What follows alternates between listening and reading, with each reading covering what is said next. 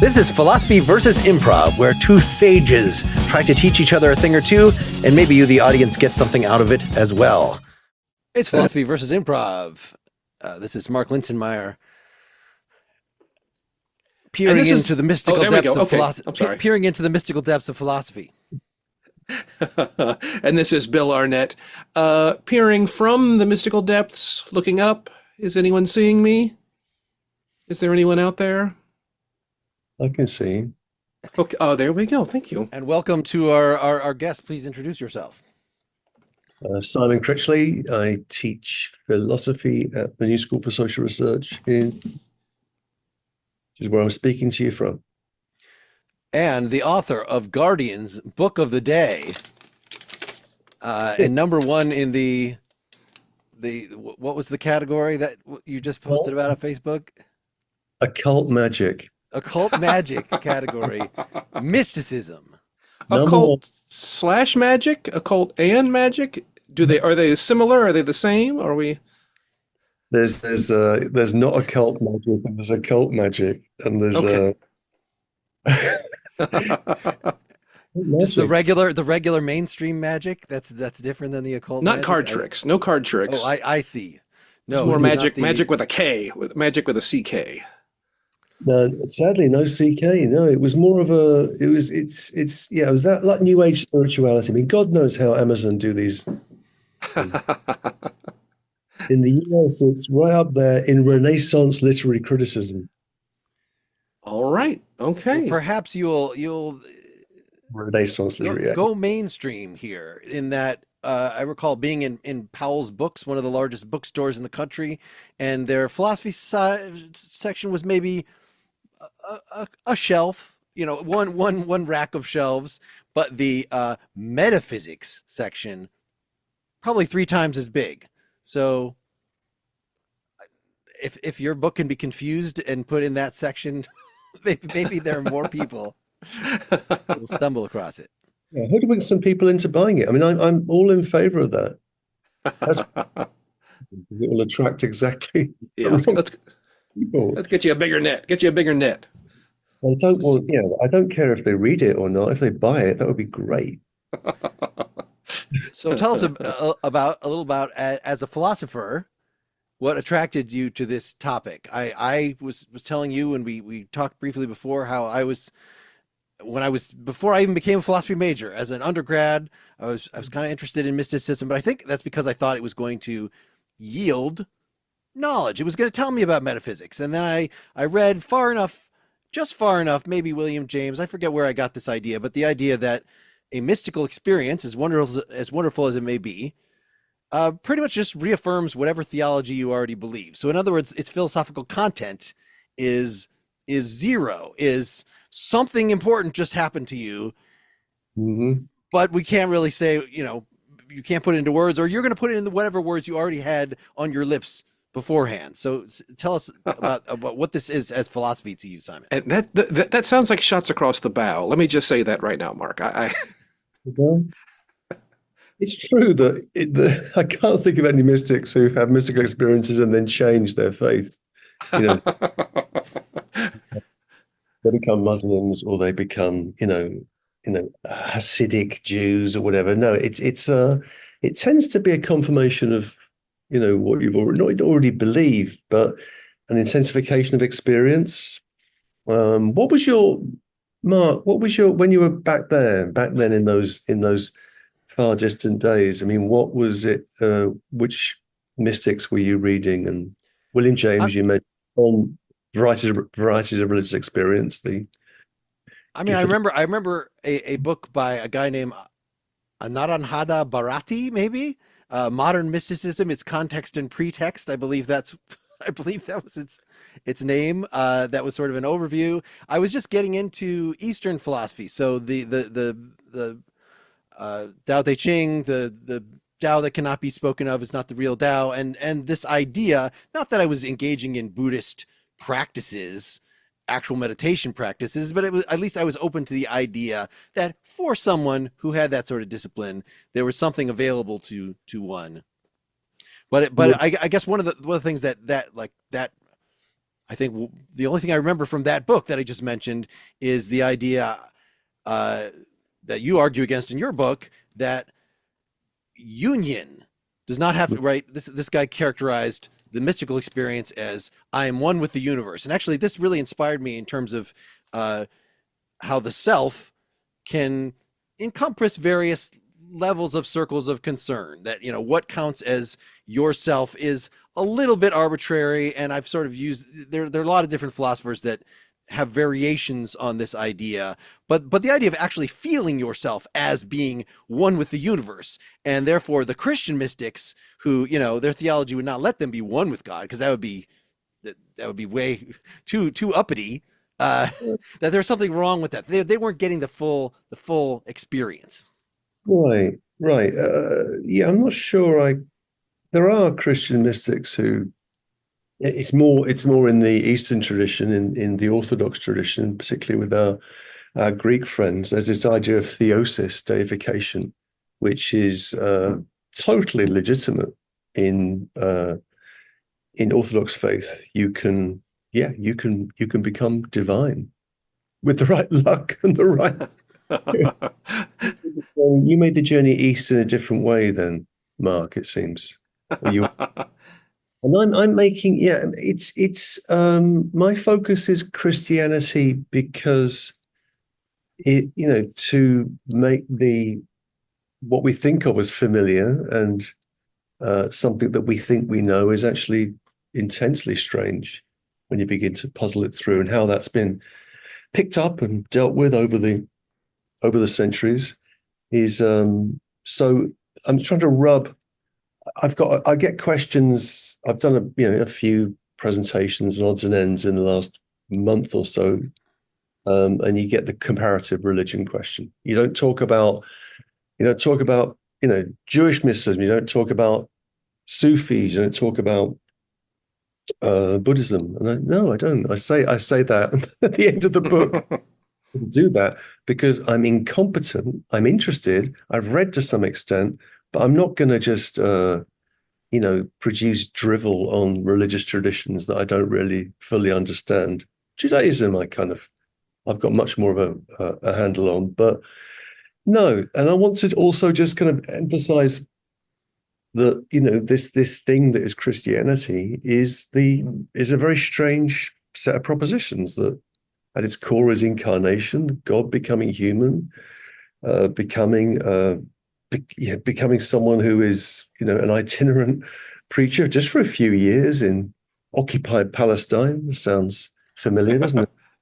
And then is nailed to a tree and given the most appalling death, the most horrific death. I don't know if you've ever read descriptions of what happens in crucifixion, but it is really nasty, and it was a death that was intended to humiliate. And funnily enough, in the first centuries, perhaps almost the first millennium of Christianity, there are very few depictions of Christ on the cross.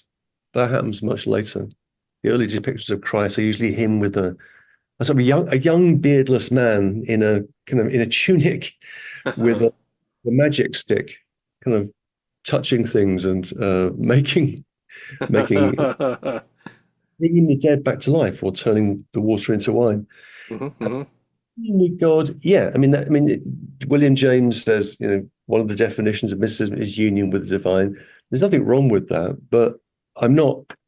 I don't disagree with that, but there are mystics that don't fit that, and some of those are ones that really interest me, like Meister Eckhart and Marguerite Porete, where it's more about the soul losing its substance, self ebbing away, and God also. So the soul pouring out, and then also God pouring out, and what happens is what happens in the middle ground, what Meister Eckhart, Godhead, which is neither God nor the soul. So the idea of union is that there is some sort of substance of the soul here, substance of God over there, and they sort of dock, and that's not the whole picture.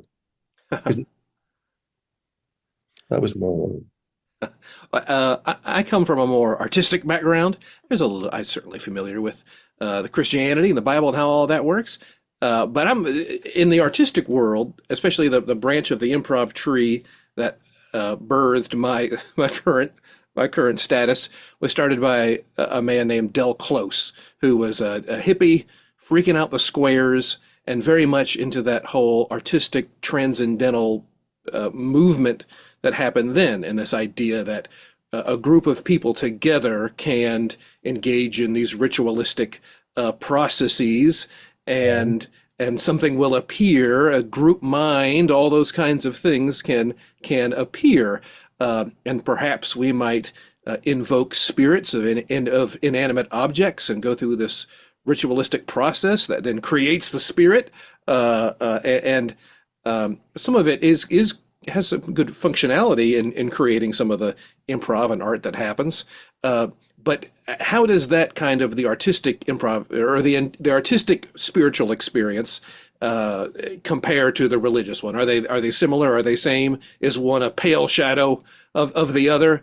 Are you familiar at all, or can we speak to that at all? I'm familiar. I mean, in relation to comedy or relationship to theatre? Just art and theater and creation and poetry and how that many times there is a mysticism associated with those things. Yeah, there's. I mean, let's say in theatre there was a whole. I'm interested in the idea of the group. Sure.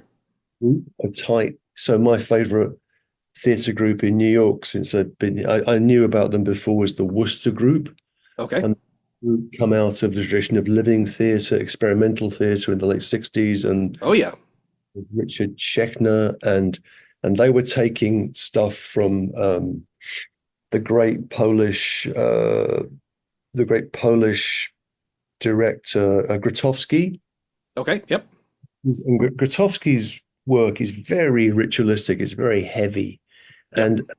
and the Worcester Group, who are kind of one of the last vestiges of that, they're like a tribe. They're an intensely focused small group of people that have worked together for 30, 40 years. And Sure. and I remember that I did a couple of talkbacks with them, one which went disastrously, and another which went better. And they wouldn't really talk about what they were doing because it was almost like it was a superstition. But one got better, but they were saying that they were meant to do a collaboration with the Royal Shakespeare Company in Stratford-upon-Avon, a production of Troilus and Cressida by Shakespeare. One of the problem plays in Shakespeare. But, yeah, any genre, tragedy, comedy, history, it's of all at once.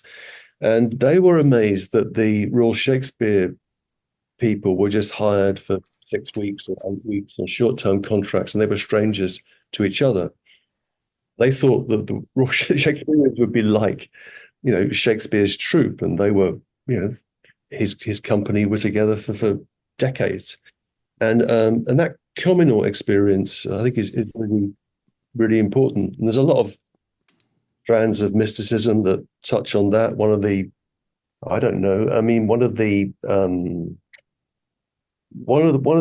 interesting strands of mysticism is that, no, let me put that differently. Mysticism, particularly medieval stuff, the reasons why we have it is because it was popular. Okay. It found an audience right away, and a big audience, and not an audience necessarily just amongst elites, but amongst ordinary people, like the Franciscans in central Italy, in Umbria, around there, and they were able to do something communally that was incredibly powerful, and that insight, I do believe in that. I believe in that in different fields as well. I think that playing. I used to play in bands, and Sure. none of them were successful, and none of them were really that good. But I remember that feeling of being in a band and sort of giving things over to other people, and and then hoping for something. Sometimes something did happen when you were Yeah. doing it, and that's really special. And there's a ritualistic side to that, and so I think you know the artistic and the mystical and the religious, can be seen to blend with each other. Sure, sure. Okay. Yeah. So if there's not a single sort of metaphysic that is revealed, or a single, we can't situate it that way. I mean, the way that you start the book is, here's a type of experience that a lot of people might not know is available and you'd probably enjoy. Is it a single? It sounds like it's a set of potential experiences. I mean, I've done a lot of music. One of the reasons I got into music, or I enjoyed church as a kid, was when the music would play. So they'd play Silent Night, and you kind of get the tingles, which was not, I feel, one with the universe, but it was more than simply calming. It seemed like there was Yeah. something particular biologically going on. Does mysticism identify a particular set of biological reactions? Um, you could say that, ritual observance, intense ritual. The closest I've really seen this is I had 2 stays in Mount Athos in northern Greece, which is the kind of the center of orthodoxy, and it's fascinating because those monks at Mount Athos are under the direction of the Patriarch of Constantinople, but that's not really been the case since 1453. Constantinople, but basically they're home.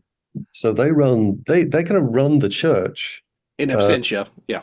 yeah, the Commonwealth of Monks, and they have, you know, some significant political power and influence in. We've seen how that plays out with Putin in Russia, kind of reinventing orthodoxy to suit his purposes. But with the Greeks, I went to Mount Athos, which is Holy Mountain, where the Virgin Mary was alleged to have visited after Christ's death. She went on a little ship ride and wound up in Mount Athos and thought, this is lovely. So it's known as the Garden of Mary. And I was involved there for a number of days of just participating in services, which were in a foreign language. They're in Greek.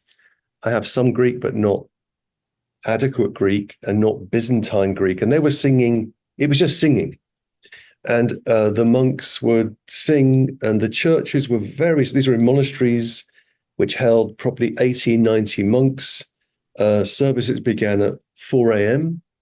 and more or less continued the whole day. So you're deprived of sleep and you're and all this stuff is going on. And at that point, every sense is being activated. It's visual. There's a lot of ceremony around lighting of candles, then the extinguishing of candles, and when the candles are all lit on chandeliers, they get this stick out and they move the chandeliers and they create these kind of light shows. And then the singing will reach a kind of intensity. And, you do that for long enough. I was there once it was a vigil for the Virgin Mary during Lent. And it lasted, I was there for 5-6 hours.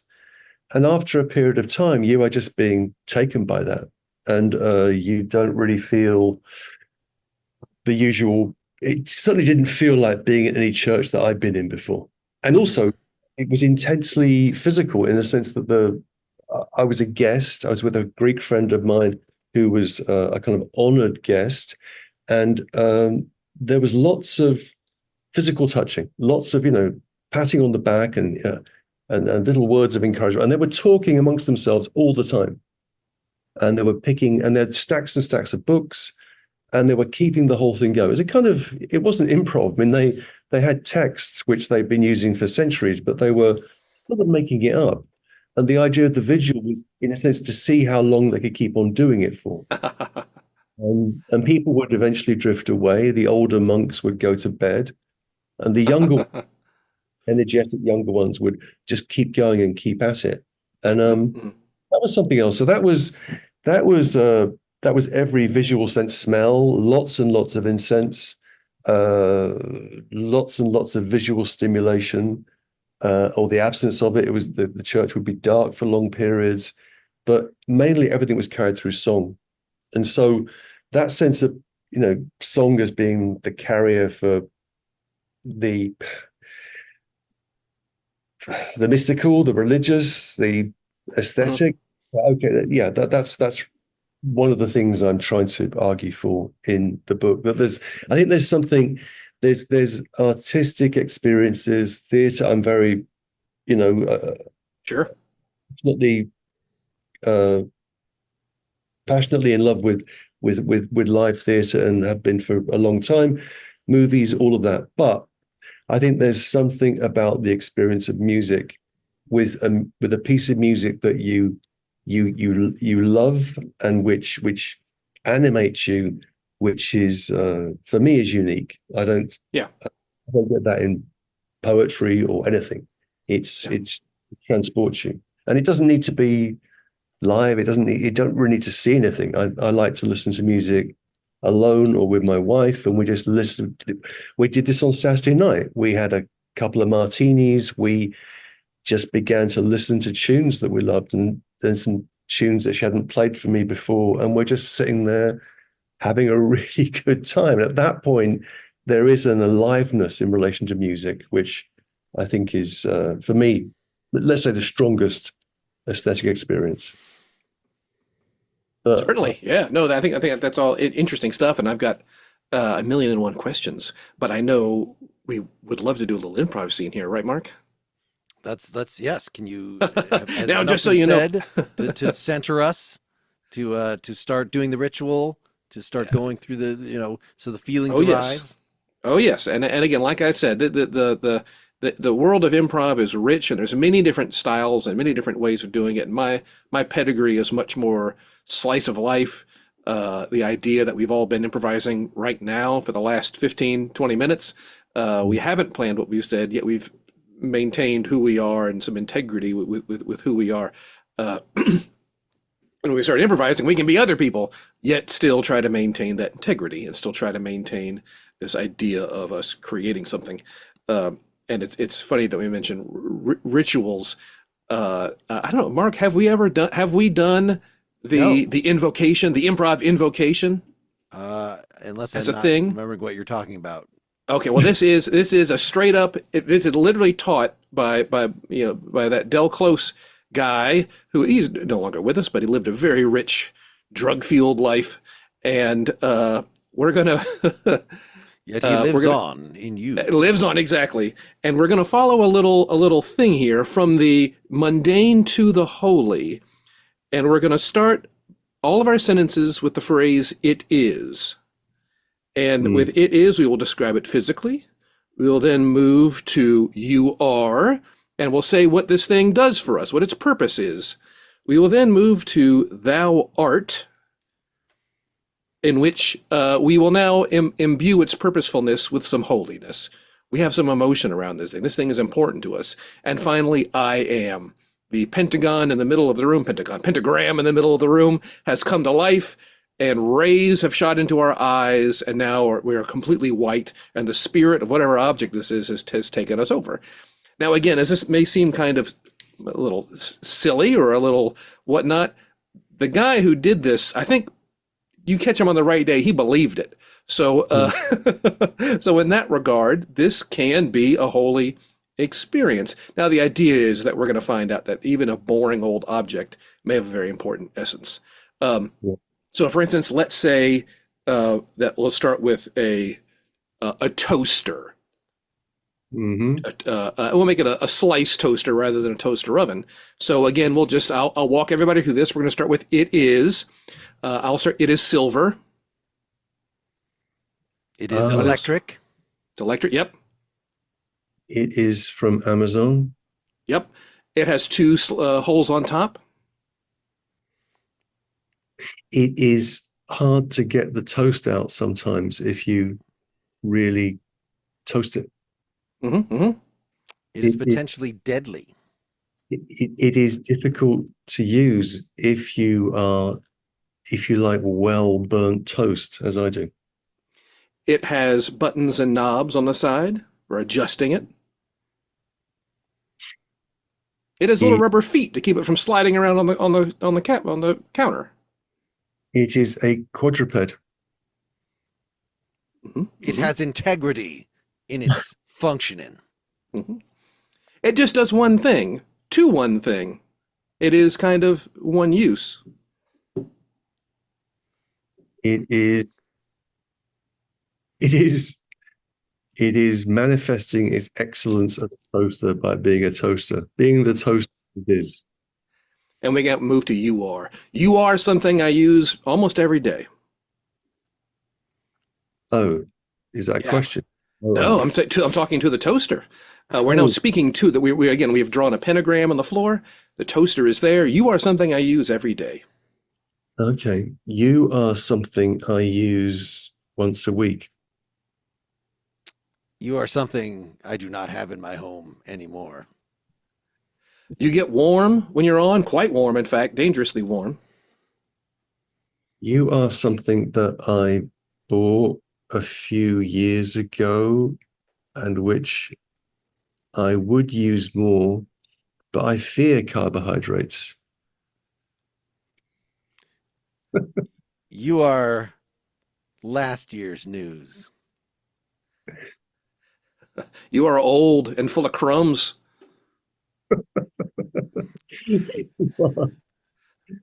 You are at the point of becoming technologically obsolete. You are a cherished childhood memory. You are ubiquitous in most homes and haven't changed in decades. You are the smell of the past.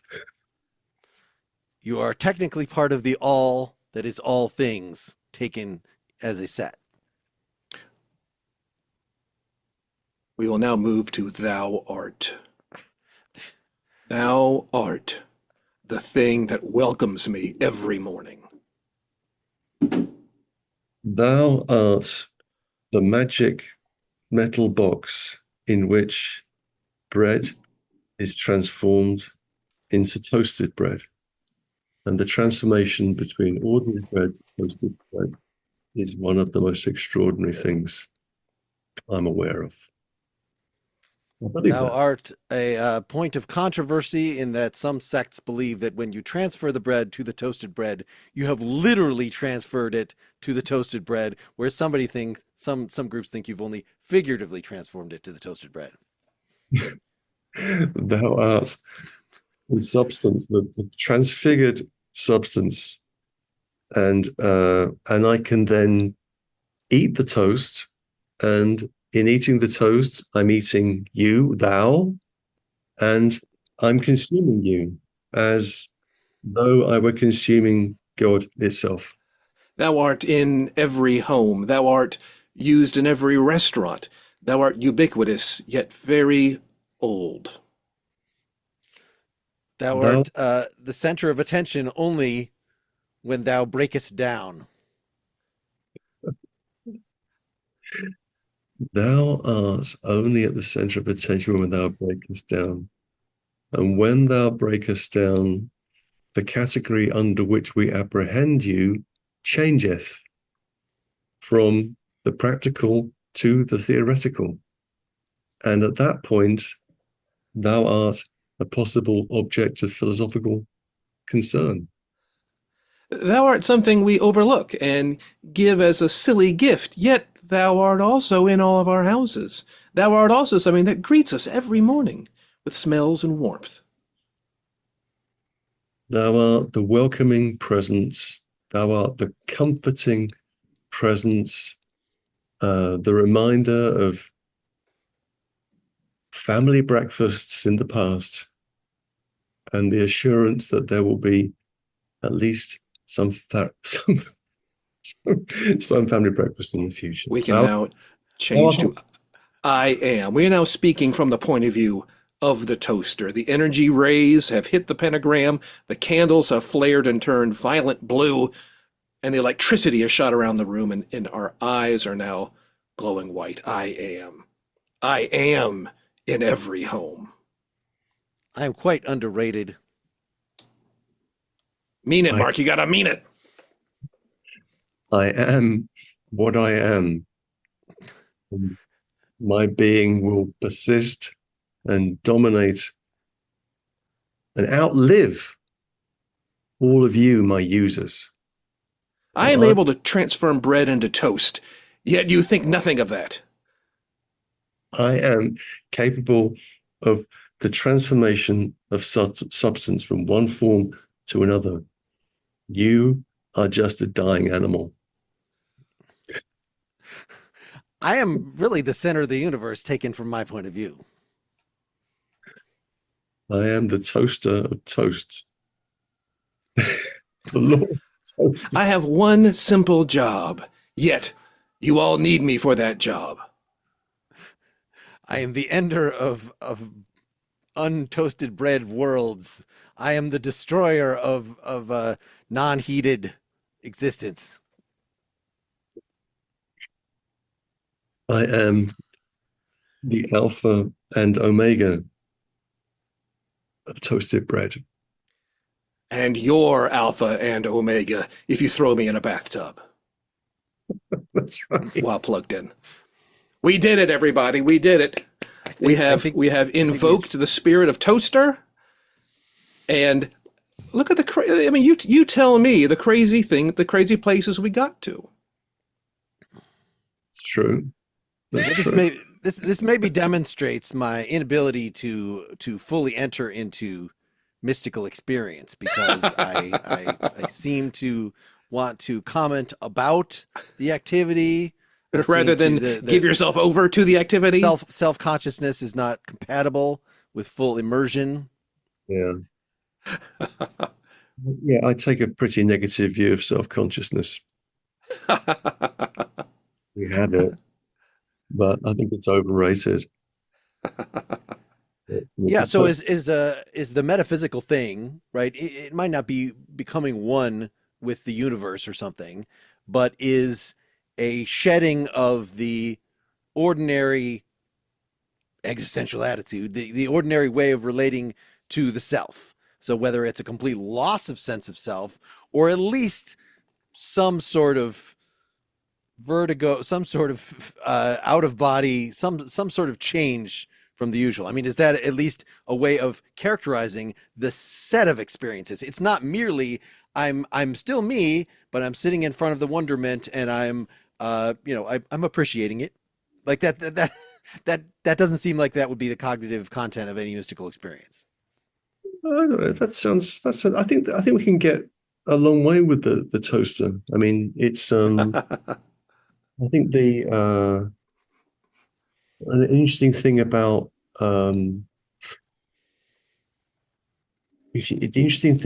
say medieval devotional practice was full of stuff. It's full of things, icons, Christ's foreskin, Christ's tooth. I mean, there are probably four foreskins of Christ in. So it was, you either had a very large foreskin or They shared it, yeah, and that's all. They've got the paperwork too, I'm certain. they have it. It's all legit. Authenticated, yeah. Things have this medieval devotion is very haptic. It's very haptic and it's very thing based. And the idea of and then this all goes kind of haywire after the Reformation, or after, I mean, Luther kind of sets things going, and then he's locked up safely in a castle translating the New Testament, but the Reformation has really caught fire, and then there begins to be these cycles of iconoclasm where locals are going into churches and smashing everything up, and then there is somewhat appalled by that. So do we need these objects? Luther says, don't destroy them. They're They're matters of indifference, he says. Adiophora is the word he uses. Adiophora, matters of indifference, things of indifference. And I guess I am interested in the thingly dimension of religion, and which is something that the Reformed churches, Protestant Reformed churches are very down on. All that there is Scripture and you and the Bible, and then and that's the closest you're going to get.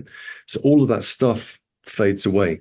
To some extent, it survives in Catholicism a little bit more strongly, but even there, it's a pretty Protestant Reformed or Counter-Reformation Catholicism. I'm much more interested in these,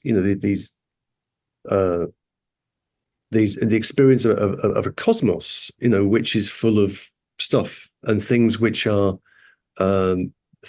continually tipping over into animation, and and we do that with things all the time. With the toaster, which takes us back. The toaster is this inert piece of metal or whatever it is that does this one thing excellently, but it can be part of a world, part of a kind of mini cosmos. And I promise Toaster will come back. And when we do another little improv scene, Toaster will make another appearance, Mark. Don't worry. In a proper improv scene, goodness. I promise. Thank goodness. In a cool, we're gonna transform it. A short question and then maybe a longer question. Are you aware of any societies that have existed that did not have a spiritual element to them? No. Okay. So it's safe to say that we could perhaps posit that humanity somewhere within our DNA is some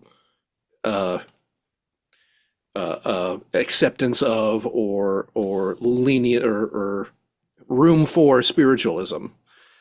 Is that what gets exploited by, say, cults, or is it the same mechanism that is exploited by cults? I said the same thing twice. Religions that people don't like or are rather small, or religions that, not even religions, self-help cults, things that are ultimately destructive or ultimately take money or leave people hollow or hurt others. I realize that it's easy to paint any small religion as a cult or something, but there are certainly ones that are more destructive or more malicious, let's say, even if the leaders don't believe in them. Those have certainly existed. Is it the same gear that's the same spot on the body that's being scratched?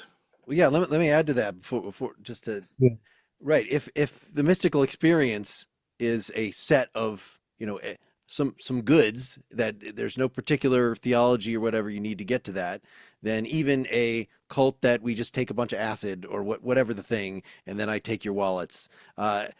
It seems like if it was actually delivering that its promised goods, obviously it could do other bad things, but there's no reason, if we want to say one of the chief goods of religion is to get you to reevaluate your relationship with the universe, to feel this in a very vivid way. I could see that, yes, it would not be a matter of which religions are politically sanctioned or something, but like, can it actually deliver the goods? So that there really would be only someone inside the cult, inside the group, would be able to say, and I guess if this was a very non-specific feeling, then one could say, just inspiring devotion toward dear leader.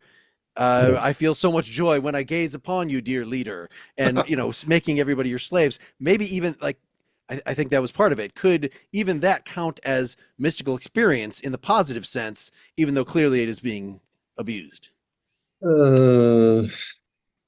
It might. I don't know. I don't really know. I think taking your wallets could actually be a good thing in the sense of yes. Sure. No unearthly distractions. what's going on in with the Franciscans in the 12th century and afterwards, and then with the a group called the Heresy of the Free Spirit, and this also reappeared later on, say during the English Civil War / Revolution. The abolition of private property and individually held wealth. That was a precondition for a religious community, and goods were held in common and nobody owned anything. I think that would be a great experiment to continue with. And also, you were saying, the first thing you were saying, Bill, that I want an even more sort of, more radical thought. It's a speculation, obviously, but for as long as there have been human beings, there has been some religion, and then within that religious practice as a social fact, there's usually a mystical tendency within it. There's someone who is organizing or shaping or leading the group to do certain things. So what we poorly call shamanism, and that was clearly the case if you look at, say, what was happening in, say, Neolithic societies, as far as we know, and also being the shaman was a kind of terrible fate because the training was so austere and they had fairly awful lives. They weren't exactly absolute dictators, and they go through these intense trials. But the point then the more interesting thought is, well, is this just true of Homo sapiens? Is it just Homo sapiens that have these practices? And I think the evidence now from Neanderthal finds, and then the way DNA research has been changing the nature of archaeology. The Denisovans, that we know about, this other strand of hominids that were there. Traces were found in Siberian caves, but they were all over the place. And it would appear that certainly the Neanderthals had ritual practices. They had, and so then why not other hominids? Is it something which is particular to all hominids? I think it's a desire for, to some extent, for stylization. That human beings are not literal creatures. We want things symbolized, stylized, animated. I think about those cave paintings in Alaska, where you're getting some situation where the creatures described, which we think of in realistic terms, that, well, these were the creatures that they saw wandering the plain, and that's not the case. They're kind of half imagined creatures some of the time, and they were made almost impossible to see inside these caves. They could only be seen with flickering lamps, and to give a kind of almost like a movie effect. I mean, Werner Herzog did a documentary about this some years ago, and so I think there's a lot more of it out there, and also I think the possibility to exploit, if you like, the religiosity that human beings all seem to possess. You can't legislate for that. I mean, you can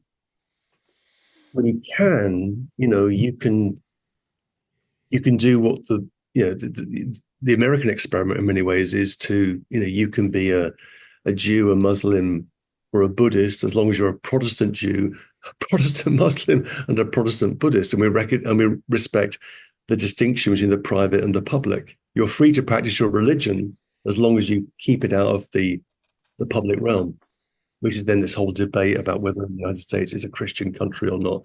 And of course, it's not. It's a deistic country. There's a God, but it's a God that kind of floats out there, the Constitution, but doesn't interfere with the Constitution. So the idea, the clock winding God. Yeah, it's a clock winding God that sets the universe in motion, whereas Christianity is an interventionist God who comes down into the temple and tears shit up and does take your wallets, or taking your wallets. And then I think I'd also say that the extraordinary thing about the American experiment with religion, or experiments with religion, is that you can have this kind of clockwork God, constitution, a republic modeled more or less on some version of Rome, God's on the dollar bill, blah, blah, blah.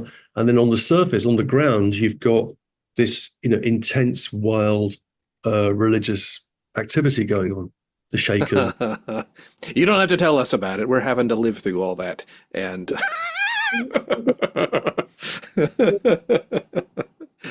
The Shakers were amazing. They also didn't believe in private property. yeah. They also believed, they believed in the complete equality of men and women. And Mhm. they practiced chastity. Yeah. Died out. And we're out of them. We're out of Shakers. We're out of Shakers, the last ones remain. And then another fascinating, story for me is the Mormons. I've always been fascinated with the Mormons. I mean, and I remember teaching it for a semester at Notre Dame, and this very, very good philosopher just said to me, I was talking about Mormonism in something. He said, "Oh, well, that's just a cult." Okay, you don't like it. Okay, I get it. Well, are you familiar with I don't know if Mark knows about this. The FBI, the federal police, and the CIA love recruiting Mormons Hmm. because they're generally less corruptible. They're generally not drinking. They generally love their family and their wives, and they're harder to corrupt. The foreign spies can't touch them because they're more pious than the average person. I thought that was interesting. All No, the classic sex. They're not going to get in trouble with money. They're not going to, they're not going to. It can't be bought off. when Mitt Romney was running for president, I wrote an essay for the New York Times called "Why I Love Mormonism." It got me into a lot of trouble. It was, but it was just, the strange thing there is that Joseph Smith was, there's deification. He was someone that believed that um, he was divine and other people could be divine. Certainly, other men could be divine. So it's an idea of God which is corporeal, plural, and finite, which is really strange. And I did a Brigham Young University years ago. After that thing came out, I went out there maybe 2014, and we had a private session. I'd asked for it, and of course there were Mormons. They organized it. There were 20, 30 Mormon academics, and we debated the meaning of Mormonism to someone who was a curious outsider, and it was absolutely fascinating. There's a whole Mormon feminist, you know, line of thought, and so and they get called a cult.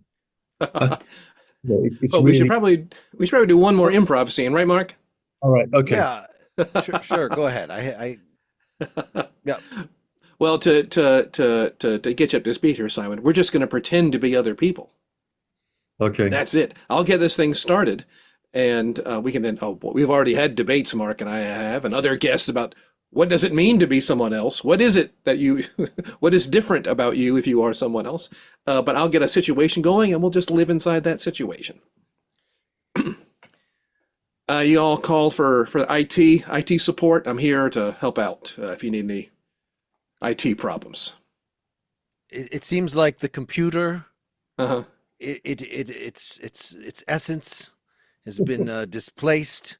It's somehow. I mean, it won't turn on. Okay. Have you turned it off and turned it back on? Yeah. Yes. I mean, sometimes it does technically turn on, but it does not show anything on the screen. It seems like the essence of the computer is to show the things on the screen. Uh-huh. When it does not show the things on the screen, I feel like Uh-huh.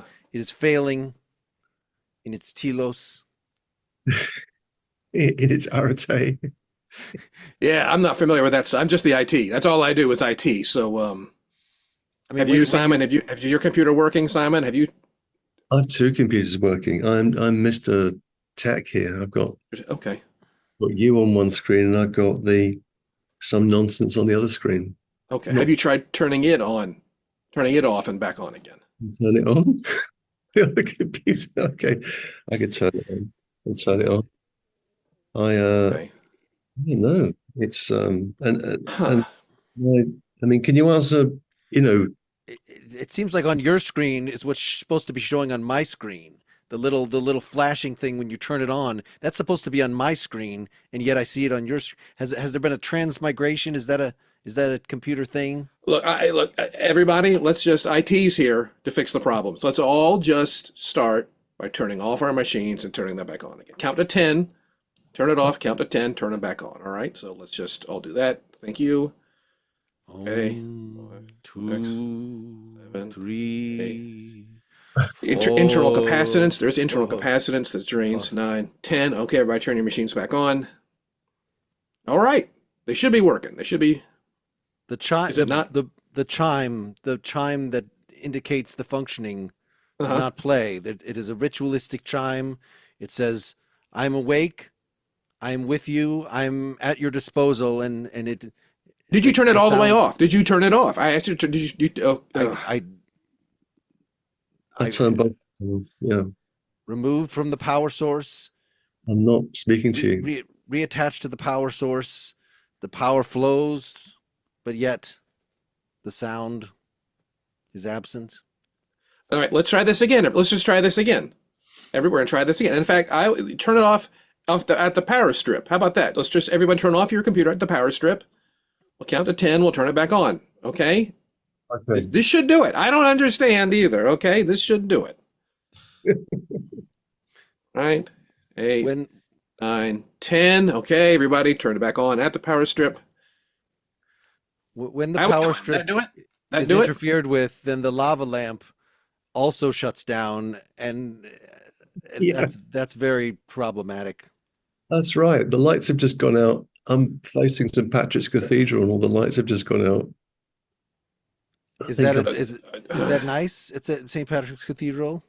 it's very dark. I can't even see it now. I think we've caused a blackout in St. Patrick's Cathedral. Is the darkness of a beautiful structure like St. Patrick's Cathedral superior to the darkness and the absence of merely a toaster, say? Are y'all done with me? Am I still here for a reason? No, Can I leave? you've begun something, and we must complete the ritual. You've been summoned. You attempted to help, like the Pharisee, like the Good Samaritan, but yet I feel like your job is not done here. That you have more to teach us. I have a question. Yes. Okay. Yeah, question. Yeah. I mean, do you think that we have a free relationship to computers, or that we live in servitude to them? Um, well, This would be good to know. maybe when you turn it off, you're free, but when you turn it back on, you're not. I mean, it can't turn itself on. It can't, you got to do it. You can't. So You the can do a ritual, warm, but you can do a warm. You can do a software reboot. But with something like this, if it's not loading, you need to turn it off all the way at the source and turn it back on. Turn it off. We're free. This would be so like the ritualistic turning on and turning off represents I can free myself, but yet then I embrace my chains. Maybe I'm not sure what project you're working on. I don't know what Nate. If you're just checking emails, maybe. But if it's like it's a work thing, probably a work thing. That's why they called me. But probably a work thing, right? yeah. I mean, Yeah. Uh, Okay. Yeah. Yes. Yeah. Okay. the looking at the lava lamp, the looking out the window at the St. Patrick's Cathedral, all these yeah. things are involved. All it's really they're all one. I mean, I guess you could pull the shades and then open the shades again if you don't want to look at the church. That's Oh, I available as well. do that. Um, I do that in the summer, but now it's really, really dark over there, and Fifth Avenue is also getting really dark. So yeah, who knows what's happening out there in the city? It's going to be on fire. I've got Um, some other people to attend to. I've got to go. We're gonna be around the office helping people with their machines. So if we're cool here, are we cool? I I feel like that we should take advantage of the time. You've made the pilgrimage to come here. You've answered a very important question about servitude. Um, can you tell us ultimately what is the function? What is the computer? What does the IT mean to you, to your life project? The computers need to work. They need to be on. And I go to people for whom their computer is not on and help it be on. I don't. That's so. I don't know. He unreflectively sinks into his work. He lets himself be enveloped by the experience of helping people with the onness and the offness. True. Cool. Okay. Are there other computers that you might bring us to enhance the decor in here? I was hoping for if one your computer is not that working, we tried turning it off and back on. If it's still not working, you can fill out a service slip, and we can maybe get you a new one. You know, it could be a couple days. We may have a loaner down at the office, but we can. If you need another computer, we can provide that. But you need to fill out a service slip. Yeah. It's like Cable Guy, isn't it? That movie, Cable Guy, said with a. Yeah. I feel perhaps the lava lamp might be sufficient for one's needs. That perhaps a flat screen really doesn't add that much. That maybe having a circumstance that robs one of this modern technology just makes you appreciate the lava lamp that much more. So like a three-dimensional lava lamp computer. The lava lamp can serve many of the functions that the computer served, perhaps. If your manager is cool with that, what am I to say? So please take the computer with you. I do not wish it. Sure. Yeah. I'll send you an email with a. I will not. I will look for the lava lamp for that email.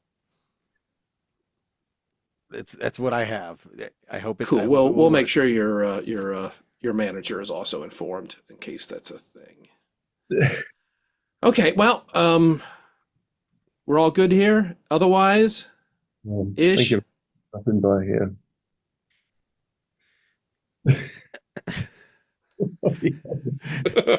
All right. Yeah, we did it. What was I, y'all? I don't know. I mean, you were a very I'm ubiquitous. single-minded. I help other people. Every business has an IT guy, but I only do one thing: just turn your computer on and off. The brave, helpful little toaster. Yes. You I'm the told us toaster. I'm the toaster. told the answer before minutes ago, but we had to remember that and did not, because there was no. I'm still talking in that voice, am I not? Yes. It's hard to break character. The idea is, and how this thing gets used a lot in the improv world, is this idea of, can we take a boring old suggestion like toaster, but find a behavior, a personality, a person, a character inside of it? And that was the work just then. And going through that little ritual of turning something boring into finding some meaningful humanness in it is that process. Okay. My IT guy, who only had one use, just like a toaster, yet is ubiquitous, like the IT department, I thought was a pretty good personification of that. Without ever mentioning toaster. Well, you just mentioned toaster. Well, I did just now, but I mean, my character didn't mention toaster. Within I the was able to scene, be a yes. toaster without being a toaster. The essence of toaster. I was thinking toaster when you were doing the IT guy, actually. All right. Okay. There we go. So we're having a moment here. We're communicating without words. so comparably, can one have the mystical experience without calling it the mystical experience? I know one of your beefs in this book is the way that discussion of mysticism, besides just dismissal of everything mystical and philosophy, just using the term to refer to anything that doesn't make sense, but is lumping everything under this religious experience. And this discussion, we've sort of been ranging hither and yon, talking about different religious practices, rituals, and things, whereas it's not just, maybe it was with the dawn of psychedelics or something like that, where, oh, that's the paradigm case. I'm whatever this is. And then religions did something similar. But of course, the many centuries of religious tradition Yeah, give us your stump speech before we go about why lumping this all into merely religious experience is reductive and misses a lot of the good stuff you're writing about in the book. Right. It's that it reduces religion to experience that one either has or one does not have. And, and then it reduces the complex life of something like religion to uh, to the question of, well, do you believe or do you not believe in the existence of God? And we imagine that's it. That have you experienced this or have you not? And that reduces religion to a kind of a toaster in your one thing. That and you Excellent either synthesis. yeah, you either have it or you don't have it. I think the least you have to do is to understand the full range of um, religious religious life. Oh, the other thing is that for most of the mystics, the experiences they had, the extreme experiences they had, were transient. They lasted, a number of hours. Julian of Norwich, it's about 12 hours that she's having her showings, and then she spends 30 years trying to figure it out. And in doing that, she rewrites Christianity. It's amazing. So it's not that, we tend to reduce mysticism to experiences, and then it becomes a question of whether religious experience can be, synthesized in terms of, people microdosing on this, that, and the other. But it's what that ignores is the fact that this is also conceptual. This is about conceptual, and it's a set of practices in which one was involved. Meditation, prayer, contemplation, composition, but most importantly, reading. That what people in religious communities did was they read, and the idea of prayerful reading and the kind of attention that requires is the key thing. So I think the experiential side of it is overrated. And I think that so the psychedelics issue, I remember some years ago, I wrote this piece on the Eleusinian mysteries and I was in Greece and writing these pieces about Athens. And there you've got, well, what was going on in the mysteries is explained by Terence McKenna in terms of these people were all tripping. Maybe they were, maybe they weren't. But that's to underestimate the thing you were saying at the beginning, Bill, about what's possible in a communal experience with a group. You don't need that to be just a drug experience. That could be something you have just through participation in a group. And so I think it's overrated. And the fascination with, the contemporary fascination with drug experiences, it's fine, but it's also, I find it a tiny bit sad, that, when I was growing up, people at least had the dignity of die of drug overdoses. Yeah. In for a penny, in for a pound. You're going to go all the way. You get a made it to 27 and then off you went. And this more, manicured boutique version of drug tech about lifestyle and perfection of the self. It's all a bit too it's a bit too private and a bit too it's a bit too selfish. Yeah, it's selfish. It's selfish. I used to, a lot of the music that I talk about music at the end of the book. And, there was a great producer in Germany called Connie Plank, who worked with Neu, and he ended up working with, I won't say imbeciles like U2, but he ended up working with U2 and a whole number of bands. But certainly in the 70s and into the 80s, he would always give the band small amounts of LSD because he wanted to relax them, not for them to experience some other state, but in order for them to be in the studio and just to relax and to really, to be there with each other and to improvise. To Sure, have sure, sure, sure. They knew the tunes, they'd rehearsed them for weeks, and this was their precious studio time. But when you get studio time, or you used to get studio time, you get very nervous because you knew everything was on the clock. So Connie Plank would just relax them with some LSD, and then sometimes great things happened. Sometimes they didn't. Yeah. I was at a jazz show at the Green Mill, a famous bar here, or jazz club here in Chicago, and it's a very small, intimate space. And friend of a friend of a friend, kind of a thing, had a regular gig, and she plays the piano and a little trio.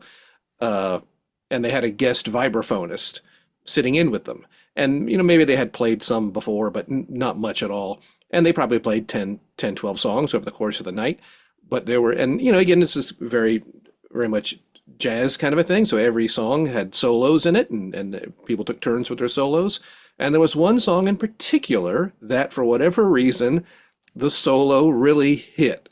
And all the players knew it, and you could tell by watching them that they found a groove, they found something, this unnameable thing. And when it was over, everyone clapped far more than we clapped for all the other songs that were just as improvised. And the players all shook hands and pat each other on the back, like, yeah, that was really good. And it's like, how? Well, it's like from the objective sense, I couldn't tell you why everybody in the room, performers and observers, were like, that was better than everything else was. Yeah. That assembly of notes that were never written down was better and cooler and more interesting than everything else was. But it was, and yeah, I think that could be a mystical experience. Yeah. Oh yeah.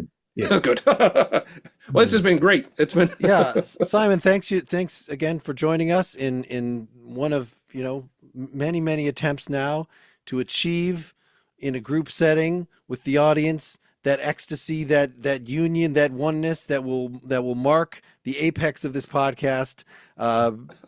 Thanks for being here for one of those attempts. Thank you for introducing me to Toaster World. Oh, You got it. All right, everybody should go check out Mysticism, Simon Critchley. We barely scratched the surface. There's a lot of good stuff in there. Thanks. Thank you very much. Thank you. All right, so we'll let you know when this goes up. Sure. Yeah. Okay. Please do. All right. Unbelievable. Okay. I've not on a morning show in Australia. Can you believe that? Oh gosh. Yeah. All right. Well, have a great rest of your day. Yeah. It was fantastic meeting you. All right. It was very nice to meet you too. I enjoyed it. Yeah. Thanks a lot. See ya. Take care. Hey, should we do a little post game? We haven't done post game in a long time. I know we haven't had a post game in a while. We certainly can, Mark. We've now had three. Is it three? I don't know. I don't know if it's our last three philosophy guests, but three of our recent philosophy guests all had a book, and I think they went different ways, interestingly different ways.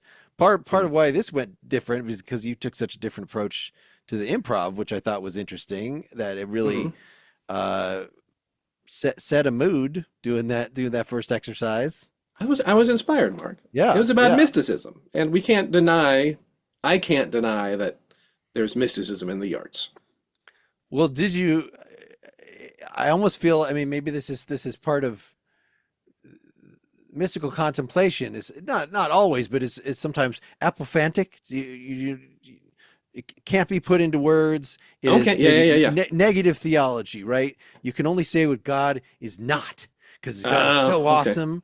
So maybe one of the ways that you get to a mystical, or that you focus yourself, is just by sort of paring things down. And he's not this, and he's not this, and not this, and now I will contemplate the inexpressible remainder that is left. Yeah, I can see that. I can see that. Yeah.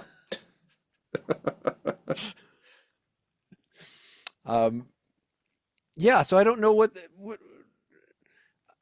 I like the idea of making these authors jump through these hoops, and I think they've been very, Yeah. for the most part, very happy to do it.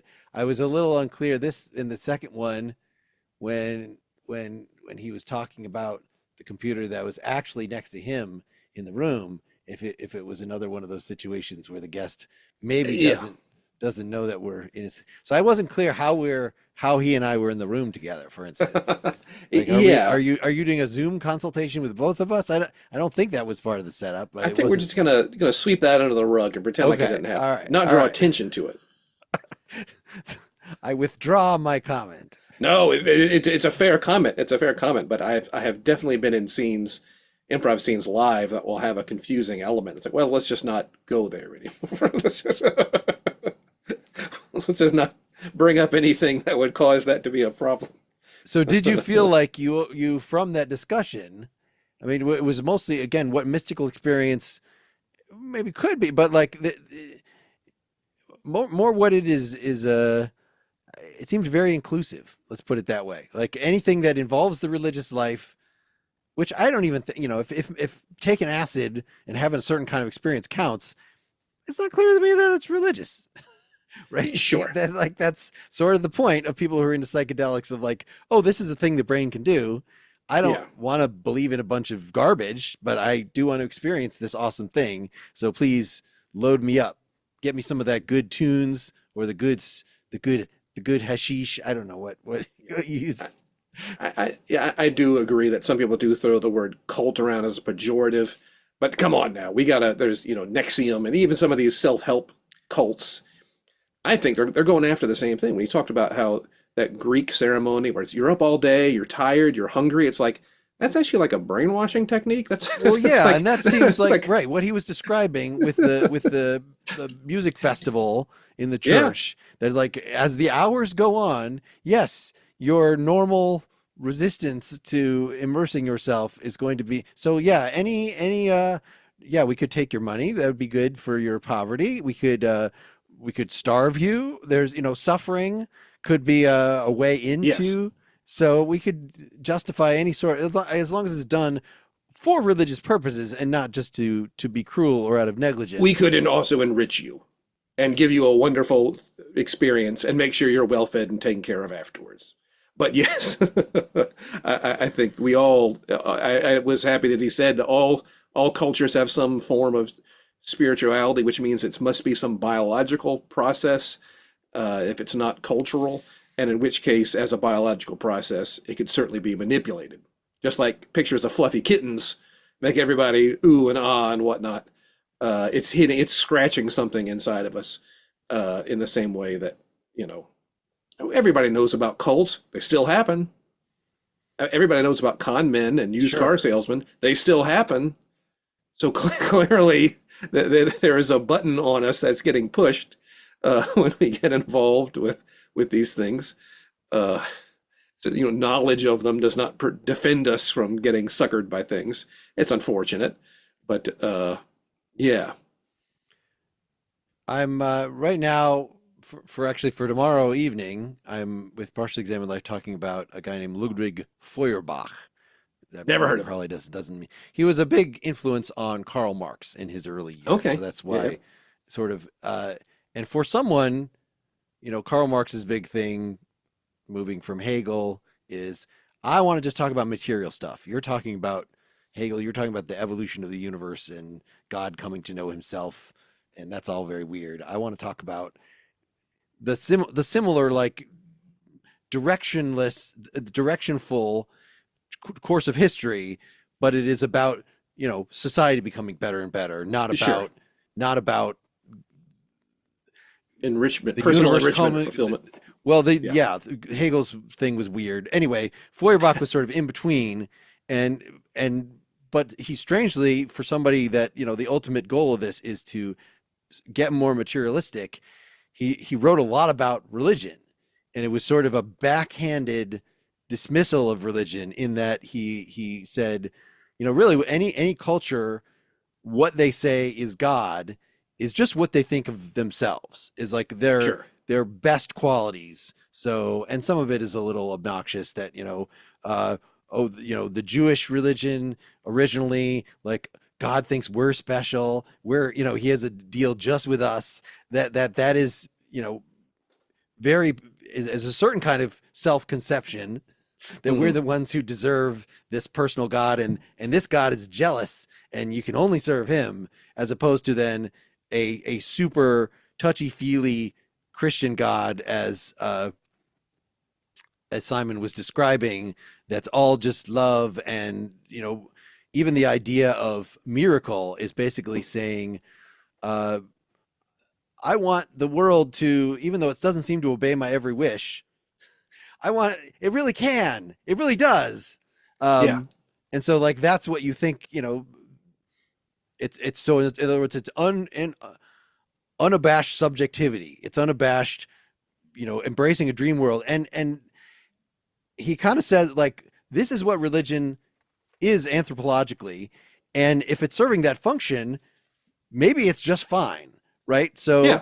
if it's helping a culture cope with whatever is going on with them right now, and reflecting their self-conception. And it's only actually when philosophers come in and try to fix the religion and make it make more sense that they're like, oh, the miracles didn't really happen, or they're all in the past, or we have to interpret symbolically the things in the Bible, not literally. That's according to Feuerbach. Those guys are actually losing the point. Like it's supposed to be this kind of childlike thing, this childlike innocent expression of a culture, and you're trying to rationalize it, and that doesn't make it, it doesn't make it better. You're moving toward, you're getting rid of what was an authentic emotional connection with this thing. And so, the philosophers are actually making it into atheism. So atheism is sort of the natural, we're actually going to, evolve through trying to make it respectable. We're actually just rejecting the whole thing, and we end up, so that's why you might say God is dead at the end of it. Nietzsche was kind of the same time as Feuerbach. Gotcha. Okay. Well, I've certainly encountered some atheists who certainly behave as though they're in a cult. Sure. So this is it's the weirdest kind of atheist that I've ever read. Fair enough. That is like trying to take this stuff very seriously in a way, and psychologically. Almost like it's a religion. I mean, yes, that there is the function for religious feeling. I think that was, Simon saying that this happens in all cultures, and yes, it would be very strange if something, whether you want to say that is, well, in all primitive cultures, in all pre-scientific, pre-enlightened cultures. Well, we're not different. We're no different, and I think we're no different. And to deny people their spirituality, I think, is kind of cruel, just on the face of it. Now, does that mean that? Yeah. Yes. But I think we do need to be careful with that. Well, so does that mean that we all are? You try to convert your spirituality, you try to sublimate it into something that doesn't make you believe stupid stuff, but you can just be spiritual, you feel spiritual, but it doesn't entail any particular beliefs? Or say, no, I'm going to actually go with the traditional thing, and I'm going to believe 10 ridiculous things before breakfast, because that is actually what religion is. And it's and I can even do this socially. We can even, we're just, even though we realize that there is something weird about this and it doesn't really fit with the modern world, we're actually going to embrace it in its primitiveness, because we understand that is serving a psychological benefit. That when I am in the plane that's crashing, I'm going to pray, and maybe it makes sense from that point of view to pray. There's always something going on. There's always something you could feel more peaceful about. And so why not just engage in the ritual? And we haven't been right yet. Every generation has figured out how the previous generation screwed something up, be it math or science or anything. So for sometimes this whole cult of like, well, we're logical, and logic is completely perfect. It's objectively, correct. And sometimes you get that sometimes, and that whole kind of holier than thou kind of attitude. Well, now we've figured it out, and it's kind of gross, and like, come on, you will be proven wrong. You will be proven wrong. So maybe we should light up a little bit and let people let people be, as long as not hurting other people. Yeah. Any thoughts about? Oh, so next time Yeah. we're covering an improver that has a book, right? Yes. That Yes. that's somebody that reached out to us. Mhm. So we'll see how that compares. I feel like maybe we did Indeed. one or two of those before, Yeah. and they were able to do the thing. Mhm. You know, plus they wrote a book. I don't know. Maybe it's a more natural fit. We shall find out. All We shall right. find Well, out. thanks as always for hanging and you Thanks, spreading everybody. your wisdom. I learned a lot from you today, Bill. I learned a lot from you today, Mark. And And see. scene. I should sell my soul. Bankrupt. Bankrupt.